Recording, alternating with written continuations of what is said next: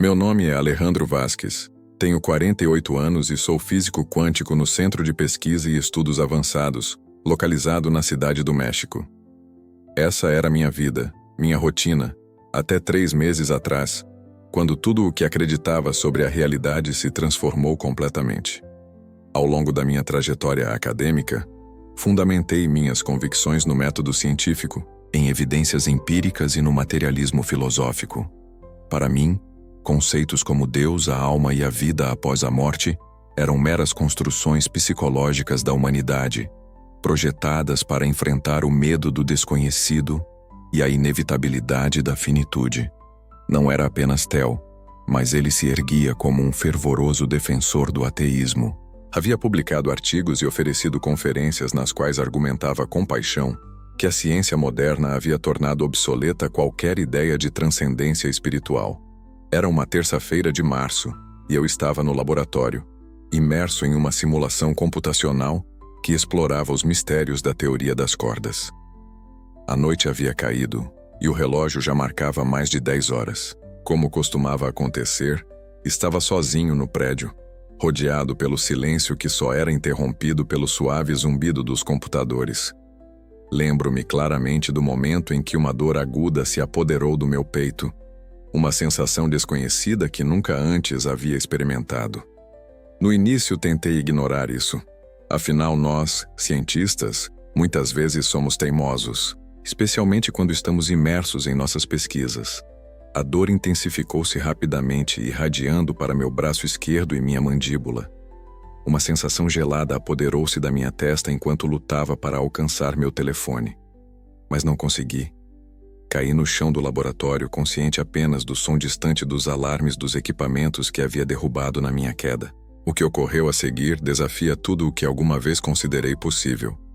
De repente, já não me encontrava no laboratório. Era como se minha consciência tivesse se desprendido do meu corpo. Flutuava acima da cena, observando a mim mesmo deitado no chão. Vi como o guarda de segurança, enquanto realizava sua ronda habitual, me descobriu e, em um estado de pânico, chamou uma ambulância. Tentei me fazer entender. Quis dizer a ele que, de alguma forma, estava bem. Mas era como se minha voz já não existisse no mundo físico. Estava completamente desconectado do meu corpo, mas ao mesmo tempo, plenamente consciente. Essa experiência desafiava tudo o que havia aprendido sobre a consciência, considerada como um simples produto do cérebro físico. Enquanto a equipe médica chegava e começava a realizar manobras de reanimação, percebi que estava me afastando daquela cena. Não era uma força física, mas uma espécie de corrente indescritível que desafiava as leis da física que conhecia. Era como se o próprio tecido do espaço-tempo estivesse se curvando ao meu redor, envolvendo-me em uma experiência que transcendia a compreensão. Senti-me irresistivelmente atraído para o que só posso descrever como um túnel de luz pura. Não se tratava de luz no sentido eletromagnético que estudamos em física, mas de algo muito mais profundo e essencial. Era como se essa luz representasse a mesma essência da realidade, mais autêntica e vívida do que qualquer experiência que eu tivesse tido através dos meus sentidos físicos. À medida que eu me adentrava no túnel, uma sensação extraordinária começou a me invadir.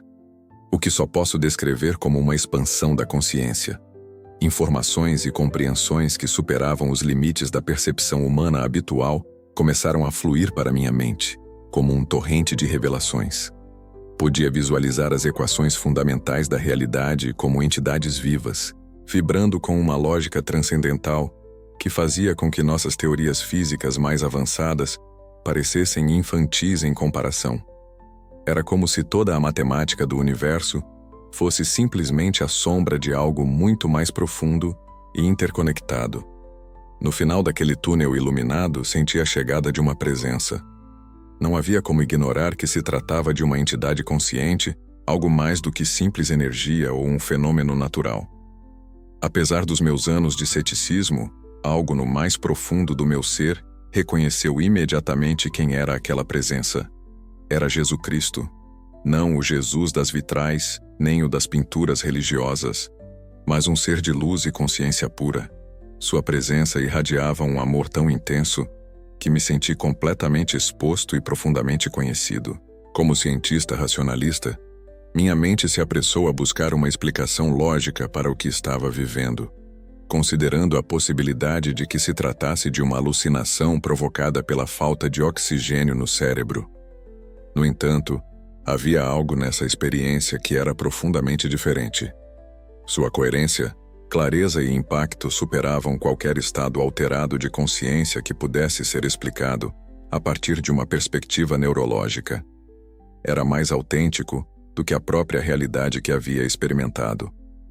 Quando se aproximou de mim, não o fez com palavras ressonantes, mas através de uma forma de comunicação que penetrava diretamente em minha mente, mais precisa do que qualquer idioma. Alejandro perguntou: "Quem é aquele que reconhece meu nome?"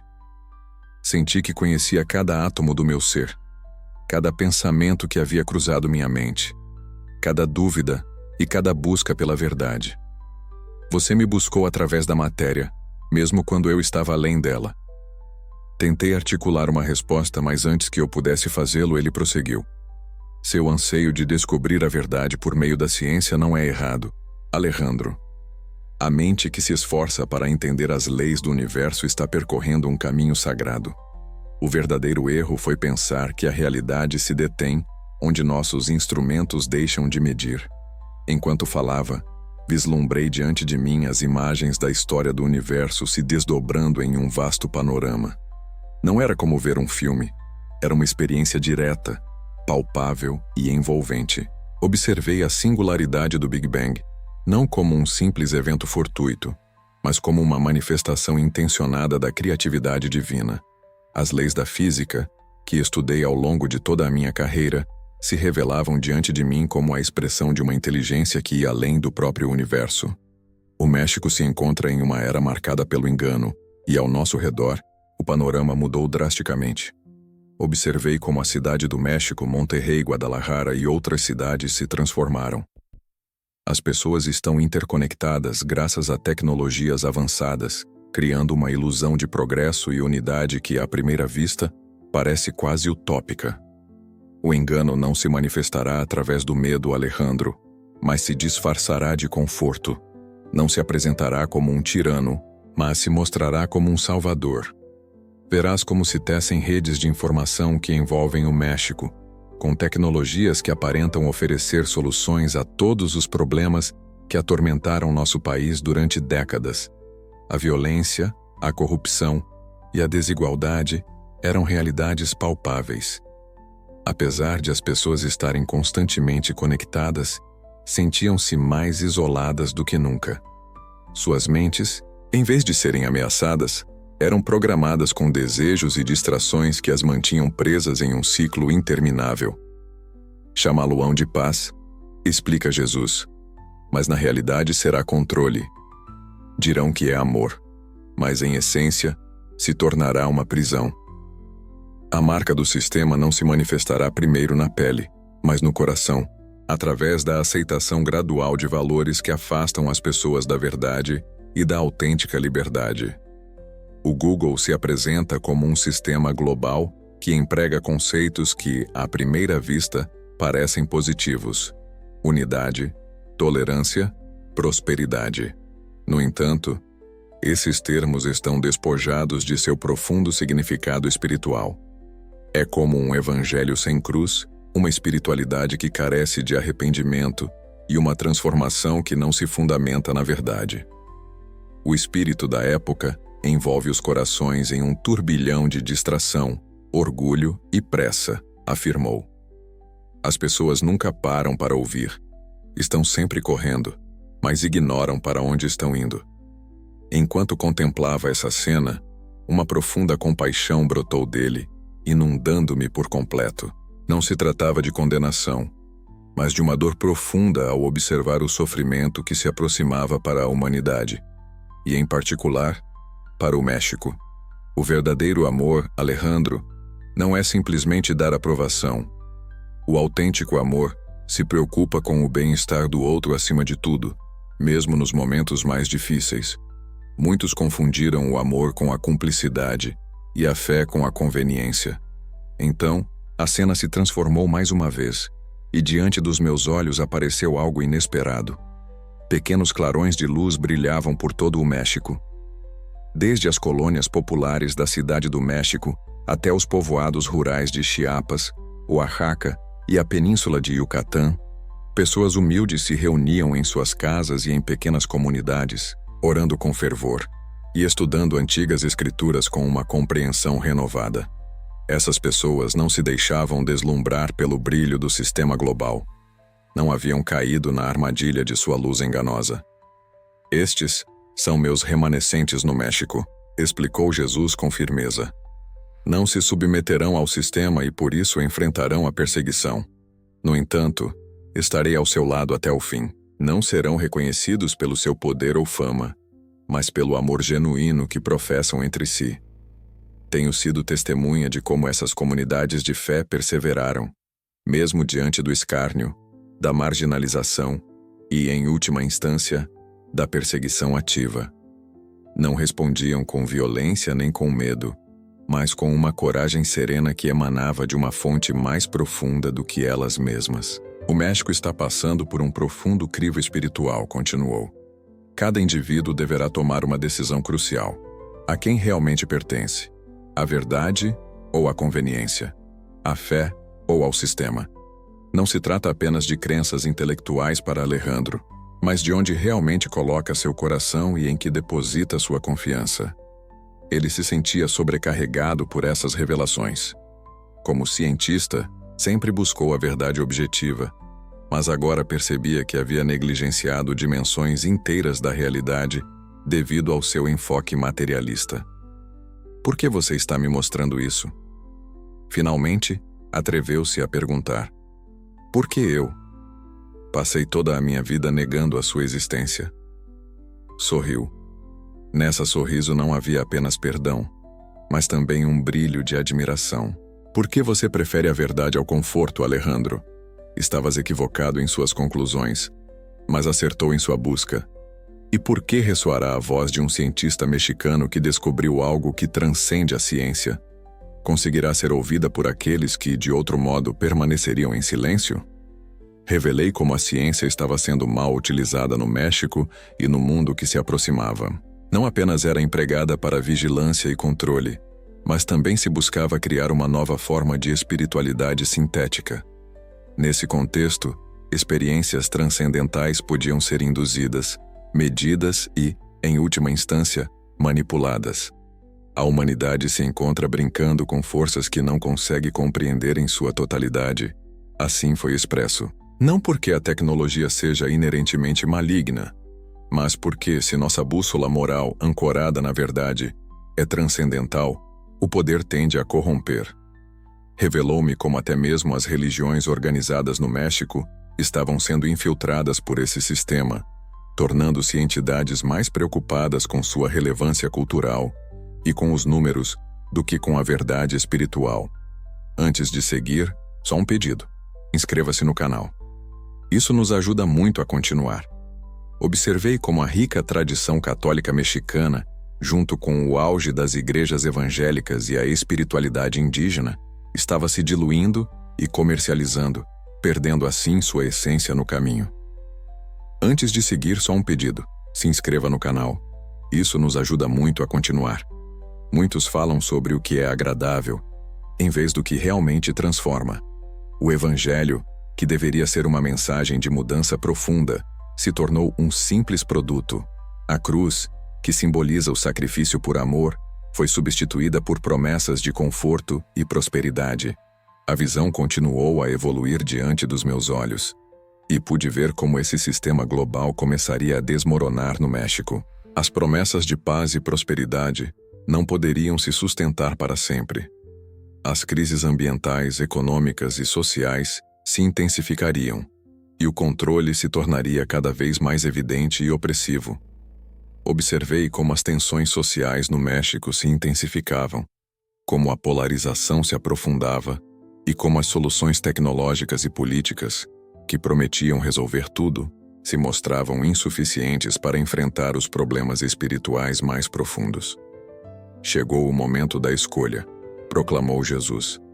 Cada mexicano deverá decidir em que depositar sua fé e esperança. As instituições humanas, por mais sólidas que pareçam, falharão. Os sistemas, por muito bem projetados que estejam, também fracassarão. Inclusa a ciência mais avançada, não será capaz de resolver os problemas mais profundos do coração humano. Então, me mostrou algo que jamais esquecerei. Uma imagem do México transformado, não através de políticas ou tecnologias, mas por um autêntico despertar espiritual. Observei comunidades na Cidade do México, Monterrey, Guadalajara, Puebla, Mérida e em pequenos vilarejos por todo o país, onde pessoas comuns se uniam em oração. Ali o amor genuíno superava as divisões sociais e econômicas, e a fé se manifestava não como uma tradição vazia, mas como uma relação vibrante e cheia de vida.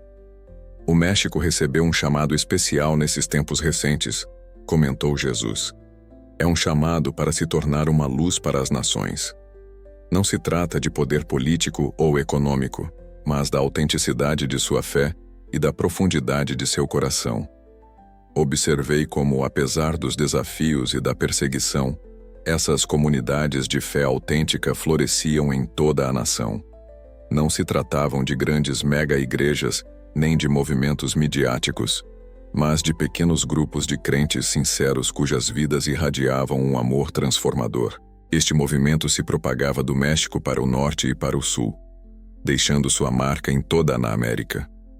Não será através dos poderosos como Alexandre, explicou Jesus, mas através dos humildes. Não será por meio daqueles que buscam influência, mas de quem anseia servir. A intensidade daquela visão era quase avassaladora. Tentei absorver tudo o que me era revelado, mas era como tentar capturar o oceano em uma simples xícara. Você vai voltar agora, disse, e naquele momento compreendi que nossa conversa estava chegando ao fim. Seu tempo ainda não chegou ao fim. Você tem um propósito a cumprir no México. O que devo fazer? Perguntei, sentindo-me completamente transformado por tudo o que havia vivido. Como posso transmitir essa experiência aos meus colegas cientistas? Pensarão no que foi. Diga-me a verdade, Alejandro. Não tema o ridículo. Aqueles que realmente buscam a verdade reconhecerão a autenticidade do seu testemunho. Não se trata de converter a todos, mas de oferecer um lampejo de luz àqueles cujos corações estão prontos para recebê-lo. E quanto à ciência? Devo abandonar meu trabalho? A resposta foi clara: de maneira nenhuma. A verdadeira ciência não se opõe à fé. Na verdade, é uma manifestação dela. Então, siga em frente com seu trabalho, mas com uma nova perspectiva. Existem dimensões da realidade que suas ferramentas não podem quantificar, mas que sua mente renovada agora tem a capacidade de começar a entender. Senti uma poderosa atração que me chamava de volta, como se um cordão invisível me guiasse de volta ao meu corpo. À medida que a presença de Jesus começava a se desvanecer, suas últimas palavras ressoaram com força no ar. Diga ao México que ainda há tempo. O engano já havia enraizado, mas a verdade ainda podia ser encontrada por aqueles que a buscam com um coração sincero. Quanto ao que está por vir, porque eu já venci o mundo. A próxima coisa que lembro é abrir os olhos na unidade de cuidados intensivos do Hospital Ángeles, na vibrante cidade do México. Ao meu redor, médicos e enfermeiros se moviam com uma mistura de surpresa e espanto diante da minha inesperada recuperação. Mais tarde soube que havia sofrido um ataque cardíaco massivo e que meu coração havia parado de bater por quase 18 minutos. Desde a perspectiva médica, eu deveria estar morto ou, no melhor dos casos, ter sofrido danos cerebrais irreversíveis.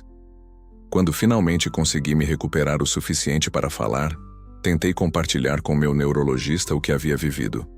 Ele me olhou com um sorriso compreensivo e começou a me explicar os efeitos da anoxia cerebral. Ele falou sobre como um cérebro em seus últimos momentos pode gerar experiências para enfrentar o trauma da morte. Era precisamente o que eu mesmo teria afirmado apenas alguns dias atrás. No entanto, estava ciente de que o que havia vivido era autêntico, mais tangível do que o próprio hospital, mais vívido do que qualquer experiência física que tivesse tido em toda a minha vida. Não se tratava de um produto de um cérebro disfuncional, mas de um vislumbre de uma realidade mais ampla que nossos instrumentos científicos ainda não conseguiram captar. Nas semanas seguintes, comecei a revisar minhas notas e meus trabalhos científicos, observando-os agora através de uma perspectiva completamente renovada. Não abandonei a ciência. Ao contrário, descobri nela uma nova dimensão. Observei como as elegantes equações que descrevem nosso universo são, na verdade, a expressão do pensamento de um Criador, manifestando-se através da linguagem das matemáticas. Comecei a plasmar minha experiência em um diário pessoal, um refúgio onde meus pensamentos e emoções podiam fluir livremente. Com o tempo, esse diário se transformou em um manuscrito que, pouco a pouco, tomou a forma de um livro. No entanto, nem tudo foi fácil. Muitos dos meus colegas na Cinvestaff reagiram com ceticismo ao meu projeto. Alguns até expressaram preocupação com a minha saúde mental, questionando se essa viagem introspectiva era realmente o que eu precisava. No entanto, de maneira surpreendente, outros cientistas se aproximaram de mim em privado, compartilharam suas próprias inquietações sobre um paradigma estritamente materialista e revelaram suas buscas pessoais por um significado mais profundo na vida. Comecei a perceber os sinais do engano que Jesus me havia revelado. Não se tratava de conspirações sensacionalistas, mas das tendências sutis que se manifestam na sociedade mexicana. Observei como a crescente dependência de tecnologias, que prometem conectividade, muitas vezes leva ao isolamento. Da mesma forma, os sistemas econômicos e políticos proclamam a liberdade, enquanto, na realidade, aumentam o controle sobre nossas vidas. Uma espiritualidade sintética que promete transcendências sem a necessária transformação moral. É fascinante observar como a rica tradição espiritual do México, que abrange desde a devoção católica até a espiritualidade indígena, assim como o auge das comunidades evangélicas, está se transformando de maneira sutil em algo mais superficial. Esta mudança se manifesta em um enfoque mais consumista e menos centrado nas verdades espirituais profundas que têm caracterizado essas tradições ao longo do tempo. Hoje, 3 meses depois daquela experiência transformadora, percebo que já não sou o mesmo homem.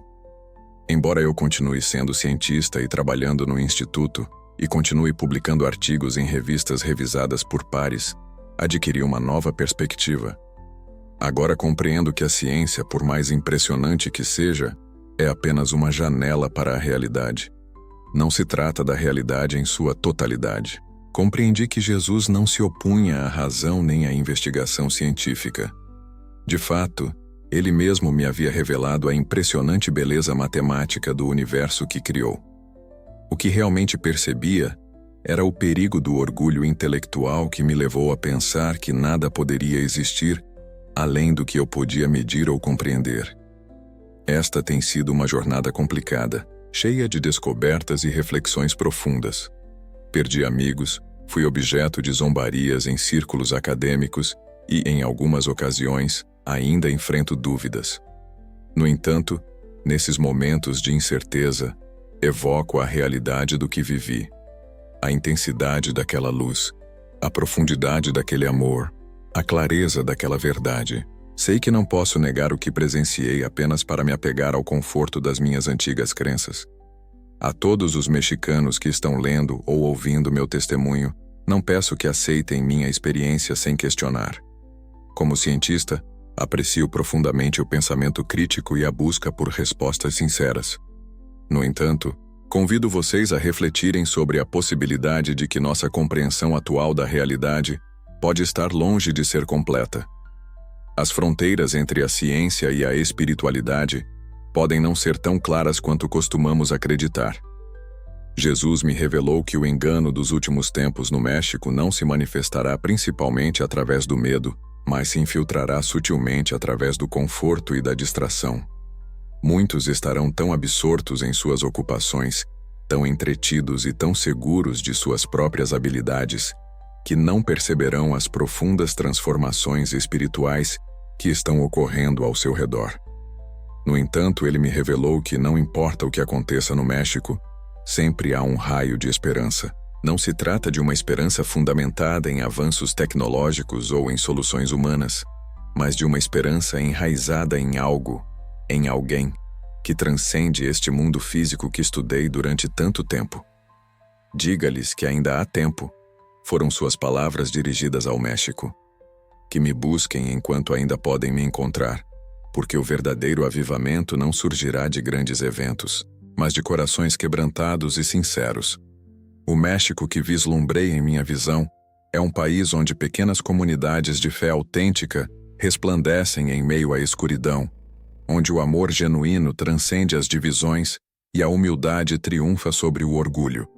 Este não é apenas um sonho, mas uma possibilidade tangível para aqueles que escolhem o caminho verdadeiro neste tempo de decisões. E assim concluo meu testemunho com estas palavras.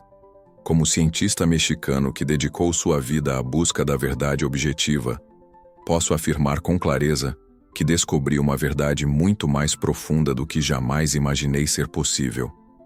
E essa verdade tem um nome: Jesus Cristo. Não me refiro ao Jesus das instituições religiosas ou ao dos clichês culturais, mas ao Jesus vivo que descobri além do limiar da morte. Este é o Jesus que me revelou que o México tem um propósito especial nestes tempos. Ele me ensinou que a realidade é infinitamente mais maravilhosa, mais complexa e mais amorosa do que nossa ciência poderia jamais captar por si só. O México está passando por uma transformação acelerada. A confusão e o engano parecem se multiplicar, mas para aqueles que buscam a verdade com um coração sincero, existe um caminho. Este caminho não se limita a um conjunto de crenças ou a uma religião específica. Ele se dirige a uma pessoa, aquela que proclamou ser o caminho, a verdade e a vida.